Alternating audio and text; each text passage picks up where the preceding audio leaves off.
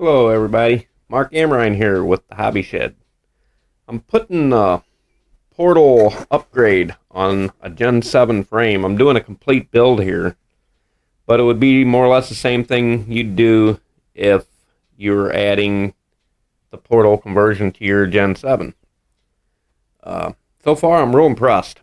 Everything's turning out really good. I did put little bends here in the lower links to match the other downward bends, but I'm turning them in and out, as you see here. So it makes a nice straight angle of the links. I got a good drive shaft angle. Everything moves really well. Now I did not use the shock extenders they give you. I used 90mm shocks, which seemed to work very well. Front moves really well, nothing's hitting. Got full good articulation. So far the build's turning out really, really well.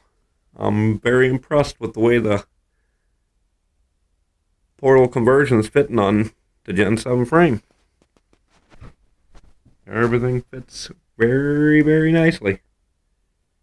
Looks like it's going to be a nice one. I'm going to do another video after this when I get a little bit further into build, just show you all my progress and show you how it all turns out. But this is what you have when you add the portal conversion to your Gen 7.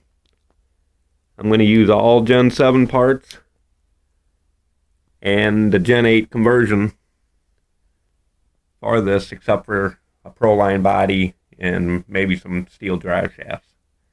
And of course the 90mm shocks.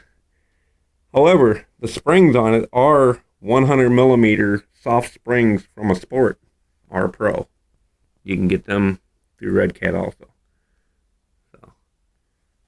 So far, so good.